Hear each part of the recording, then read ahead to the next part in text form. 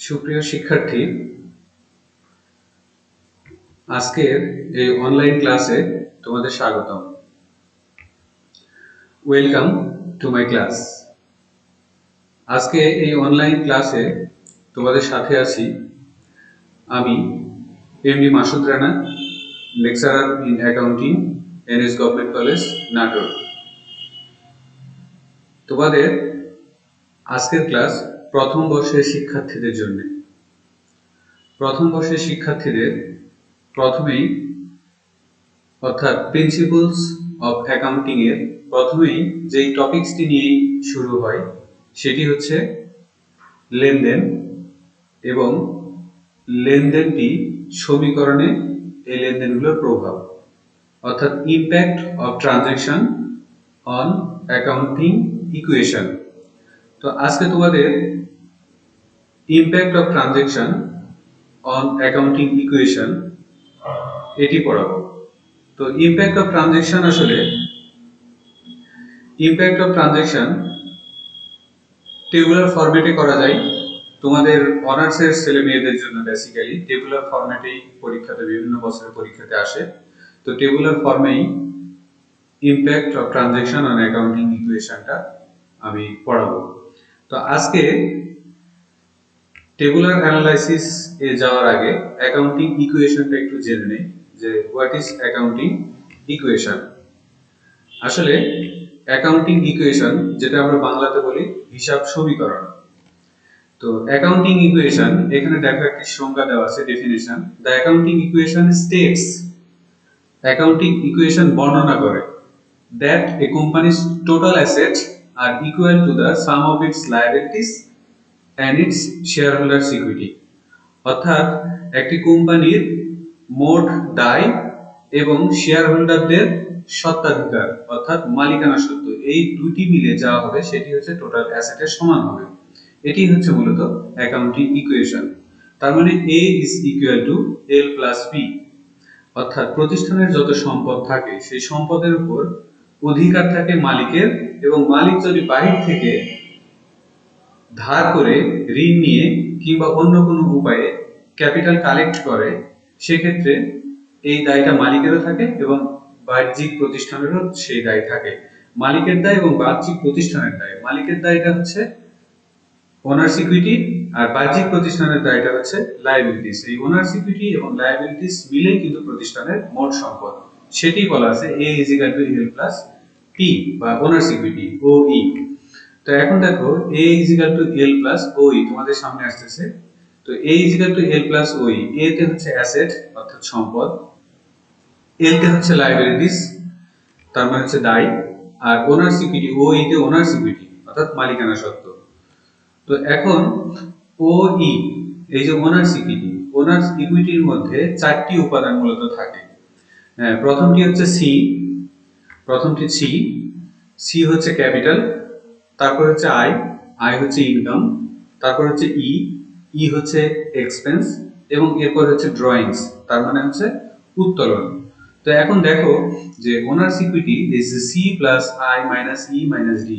C এর বামে কিছু নাই মানে প্লাস আছে, তার মানে সি হচ্ছে ক্যাপিটাল। এই ক্যাপিটালের মধ্যে ওপেনিং ক্যাপিটাল আছে এবং অ্যাডিশনাল ক্যাপিটাল আছে।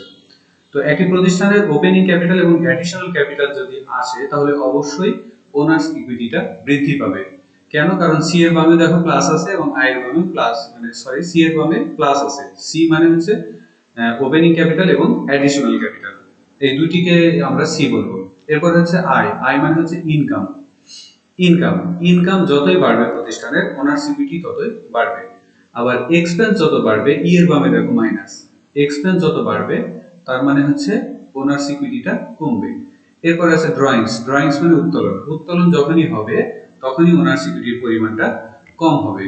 তো আমরা এরপরে যে বিষয়টি নিয়ে আলোচনা করব, তোমাদের সামনে একটি অঙ্ক আমি আজকে সমাধান করার চেষ্টা করব।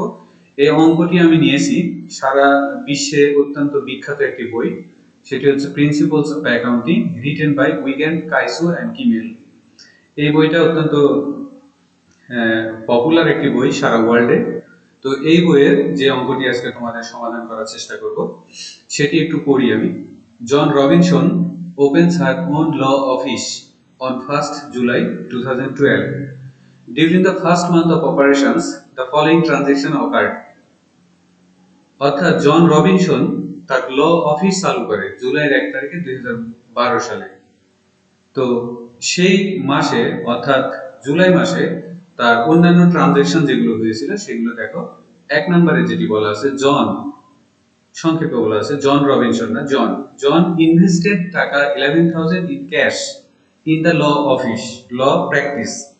তার মানে জন 11,000 টাকা নিয়ে তার ব্যবসা শুরু করলো। তার মানে হচ্ছে জন তার ব্যবসাতে অর্থাৎ ল প্র্যাকটিসের যে বিজনেস সেটাতে 11,000 টাকা নিয়ে আসলো বা বিনিয়োগ করলো। তো এটা অন্যভাবেও থাকতে পারে, এভাবেও থাকতে পারতো যে John Robinson started business with cash টাকা 11,000। তো এটা এভাবে বলা আছে, জন invested taka 11,000 in cash in the law practice. তো যাই হোক, মূল কথা হচ্ছে যে জন রবিনসন 11,000 টাকা ব্যবসাতে নিয়ে আসলেন। এর ফলে আমরা এর আগে বললাম তোমাদের যে যদি ব্যবসাতে মুনাফা নিয়ে আসা হয়, মানে সরি, ব্যবসাতে যদি ক্যাপিটাল নিয়ে আসা হয় বা নগদ টাকা নিয়ে আসা হয়, সেক্ষেত্রে ব্যবসা প্রতিষ্ঠানের ক্যাশ বাড়বে এবং ওই ব্যবসা প্রতিষ্ঠানের সাথে সাথে ক্যাপিটাল বাড়বে। কারণ আমরা ওনার্স ইকুইটি সমান দেখেছি যে C plus I minus E minus D. তো এখানে একটু খেয়াল করে দেখো যে আমরা এই যে এটি হচ্ছে সমীকরণের ঘর, সমীকরণের ছকটা এরকম ভাবে হবে, অর্থাৎ অ্যাকাউন্টিং ইকুয়েশনের ছকটা এইভাবে হবে। তো প্রথমে থাকবে ডেট, তারপরে অ্যাসেট, অ্যাসেটের মধ্যে আছে ক্যাশ, অ্যাকাউন্ট রিসিভেবল, ইকুইপমেন্ট, এরপরে ইজ ইকুয়াল টু অর্থাৎ সমান, তারপরে আছে লায়াবিলিটিস প্লাস ওনার্স ইকুইটি। এই লায়াবিলিটিস প্লাস ওনার্স ইকুইটির মধ্যে অ্যাকাউন্টস পেয়েবল আছে, আমি সংক্ষেপে লিখেছি। তারপরে আছে নোটস পেয়েবল, সেটিও আমি সংক্ষেপে লিখেছি। এরপরে আছে ক্যাপিটাল, তারপরে রিমার্কস। রিমার্কস এখানে কমেন্ট নামেও থাকতে পারে।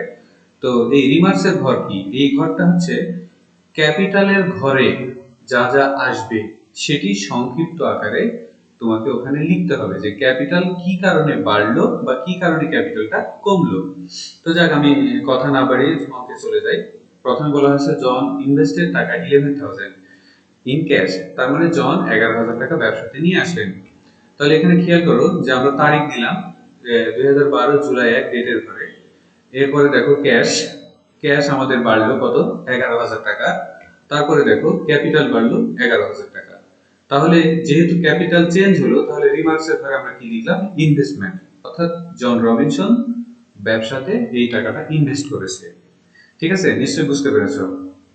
তো এরপরে আমরা দেখি পরে 2 তারিখের যেই এটা ট্রানজাকশনটা, এখানে বলেছে যে পেইড টাকা 800 for July rent on office space, অর্থাৎ অফিসের জন্য ভাড়া দেওয়া হলো।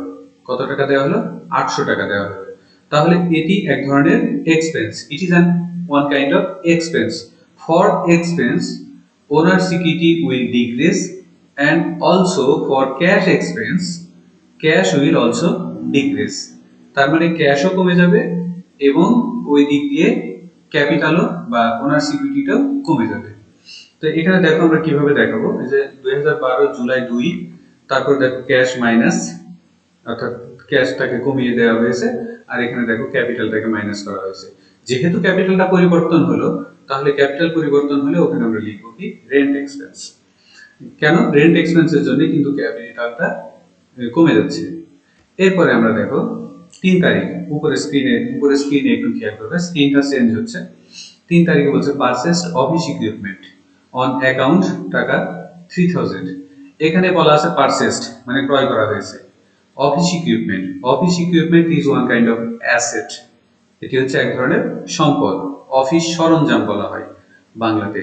তো অফিস ইকুইপমেন্ট যদি পারচেজ করা হয়, নিশ্চয়ই প্রতিষ্ঠানে অফিস ইকুইপমেন্ট নামক যে সম্পত্তি, যে অ্যাসেটটি, এটি বাড়বে। আবার বিপরীত ক্রমে দেখো যে আমি যদি অফিস ইকুইপমেন্ট যদি ক্যাশে পারচেজ করতাম, তাহলে ক্যাশের টাকাটা কমে যেত। বাট এখানে অফিস ইকুইপমেন্টটা পারচেজ করেছি ক্যাশে না, এখানে পারচেজ করেছি অন অ্যাকাউন্ট, তার মানে হচ্ছে বাকিতে। তো বাকিতে যদি হয়, অবশ্যই অ্যাকাউন্টস পেয়েবলটা বেড়ে যাবে। অ্যাকাউন্টস পেয়েবল বেড়ে যাবে মানে আমাকে পরিশোধ করতে হবে এখন না, আফটার সাম ডেজ, কিছুদিন পরে অথবা কিছু মাস পরে। তো এখানে অফিস ইকুইপমেন্ট যেহেতু পারচেজ করা হলো, তাহলে অফিস ইকুইপমেন্ট বাড়বে। দেখো আমরা 2012 জুলাই 3 তারিখ এই যে অফিস ইকুইপমেন্ট 3000 টাকা বেড়ে গেল, আর অপর পক্ষে দেখো অ্যাকাউন্টস পেয়েবল লায়াবিলিটিস সাইডে 3000 টাকা বেড়ে গেল। এখানে কিন্তু আমরা রিমার্কসের ঘরে কিছু লিখছি না, কেন? কারণ এখানে ক্যাপিটালের কোনো পরিবর্তন হয়নি। আচ্ছা, তারপরে দেখো 4 number, provided legal service to clients for cash টাকা 1500, provided legal service to clients, clients কে আইন সেবা প্রদান করা হলো কিসের মাধ্যমে? ফর ক্যাশ, নগদে। কত টাকা দিয়ে? 1500 টাকা। তাহলে ক্লায়েন্টকে যদি আইন সেবা দেয়া হয়, তো এই আইন সেবা to provide legal service is the main function of his business. এই ব্যবসা তার হচ্ছে লিগ্যাল সার্ভিস প্রোভাইড করা, আইনসঙ্গত সেবা দেওয়া হচ্ছে তার মৌলিক কাজ। মানে এই কাজের মাধ্যমে সে ইনকাম করবে, তার মানে এটি তার সার্ভিস রেভিনিউ, সেবা আয়। তো সেবা আয় বা যাই আয়, আয় হলেই ক্যাপিটাল বাড়বে, খরচ হলেই ক্যাপিটাল কমবে, আয় হলেই ক্যাপিটাল বাড়বে। তাহলে ক্যাপিটাল বাড়বে, এখানে দেখো তারিখ দিলাম 2012 জুলাই 4। এখানে ক্যাশ বাড়বে কারণ এটা ক্যাশে সেবা প্রদান করা হয়েছে। আবার দেখো ক্যাপিটাল বাড়বে, যেহেতু ক্যাপিটাল বেড়েছে তার মানে কি? রিমার্কসের ঘরে আমরা দিলাম সার্ভিস রেভিনিউ। আচ্ছা, এর পরেরটাতে আমরা আসি। পরেরটাতে দেখো 5 তারিখ, বোরোড, বোরোড মানে উত্তোলন, উত্তোলন করেছে টাকা 700 ক্যাশ ফ্রম এ ব্যাংক, একটি ব্যাংক থেকে 7000 টাকা নিয়েছে। কে নিয়েছে? John Robinson. On a notes payable, on a notes payable, notes payable issue করার মাধ্যমে, নোটস পেয়েবল ইস্যু করে 700 টাকা ব্যাংক থেকে নিয়েছে। তাহলে 700 টাকা ক্যাশ নিশ্চয়ই বেড়েছে।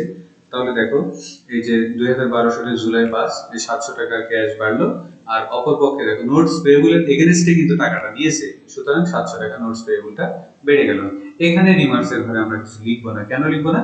অলরেডি তোমাকে বলেছি, আবারও বলি যে ক্যাপিটাল পরিবর্তন হলে, যে কারণে ক্যাপিটাল পরিবর্তন হলো সেই কারণটা শুধু আমরা রিমার্কসের ঘরে লিখে দেব। এরপরে দেখো 6 তারিখের লেনদেন, performed legal service for client on account টাকা 2000, পারফর্মড লিগ্যাল সার্ভিস, আবার লিগ্যাল সার্ভিস দেওয়া হলো। এর আগে লিগ্যাল সার্ভিস আমরা দিয়েছিলাম, but that transaction was on cash, but this transaction is not for cash, this transaction is on account, মানে বাকিতে। লিগ্যাল সার্ভিস দেওয়া হলো কিন্তু সেটি হচ্ছে কিসে? বাকিতে। তার মানে বাকিতে সার্ভিস দিই অথবা ক্যাশেই সার্ভিস দিই, সেটি অবশ্যই সার্ভিস রেভিনিউ বাড়বে। তাহলে এখানে দেখো আমরা কিভাবে দেখাবো। 2012 জুলাই 6 এখানে অ্যাকাউন্ট রিসিভেবল বেড়ে গেল, কারণ আমরা তো ক্যাশে সার্ভিস দেইনি, আমরা সার্ভিস দিয়েছি বাকিতে, আর বাকিতে হলে অ্যাকাউন্ট রিসিভেবল বেড়ে যাবে। আমরা যখনই অন্যজনের কাছ থেকে টাকা পাবো এবং সেটা বাড়বে, তখন সেটা অ্যাকাউন্ট রিসিভেবল বাড়বে। আর যদি আমরা বাকিতে কোনো কিছু ক্রয় করি তাহলে অ্যাকাউন্টস পেয়েবল বাড়বে। আবার দেখো 2000 টাকা যেহেতু অ্যাকাউন্টস রিসিভেবল বেড়ে গেল, তাহলে অপর পক্ষে ক্যাপিটালও 2000 টাকা বেড়ে গেল, because we know for increasing income capital will also be increase. Okay, এখন আমরা এখানে লিখে দিই service revenue.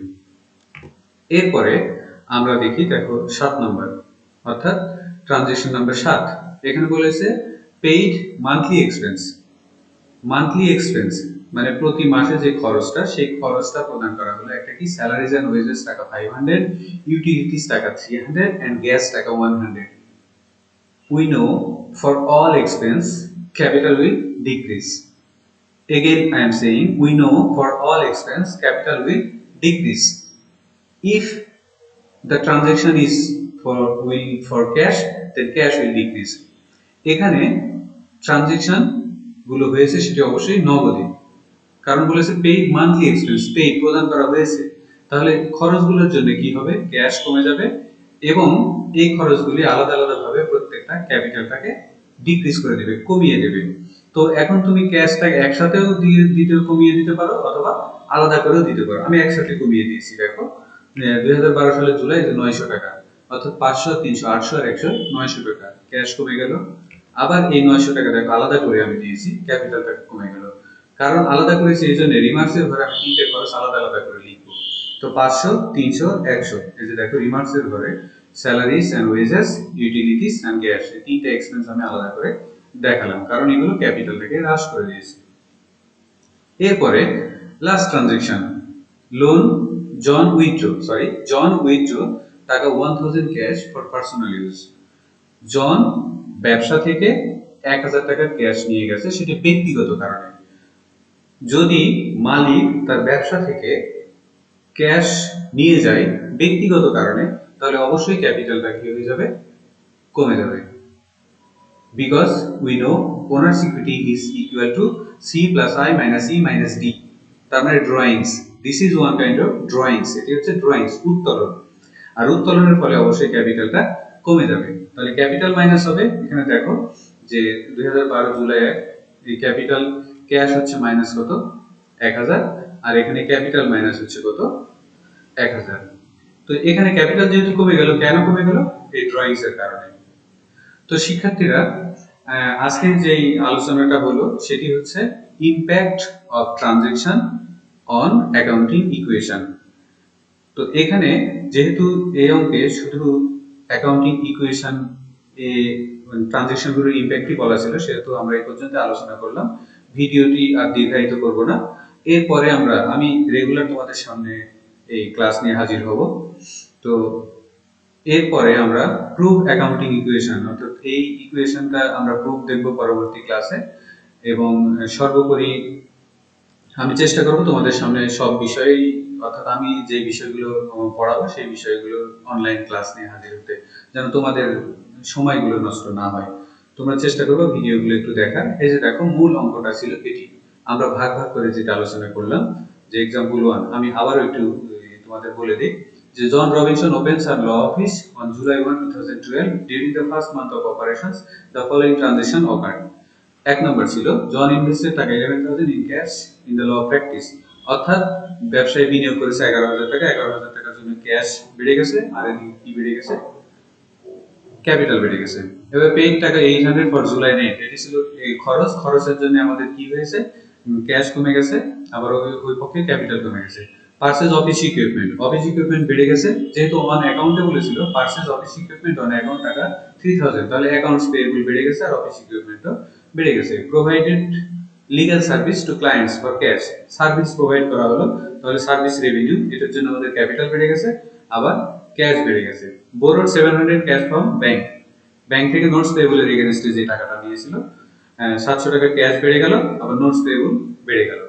Perform legal service for client on account, বাকিতে লিগ্যাল সার্ভিস দেওয়া হলো। তো বাকিতে যদি লিগ্যাল সার্ভিস দেওয়া হয়, তাহলে এখানে অ্যাকাউন্ট রিসিভেবল বেড়ে যাবে, আর ওইদিকে কি বেড়ে যাবে, ক্যাপিটাল বেড়ে যাবে, কারণ এটি আমার ইনকাম। এরপরে পেইড মান্থলি এক্সপেন্স, খরচ, খরচের জন্য নগদ থেকে মাইনাস হয়ে গেল, আবার ওখানে ক্যাপিটাল মাইনাস হয়ে গেল।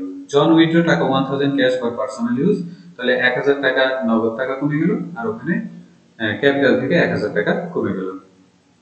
সো এটি আজকের আমার শেষ কথা। তোমরা সবাই ভালো থেকো, আগামী ক্লাসে তোমাদের সাথে দেখা হবে। সবাইকে ধন্যবাদ।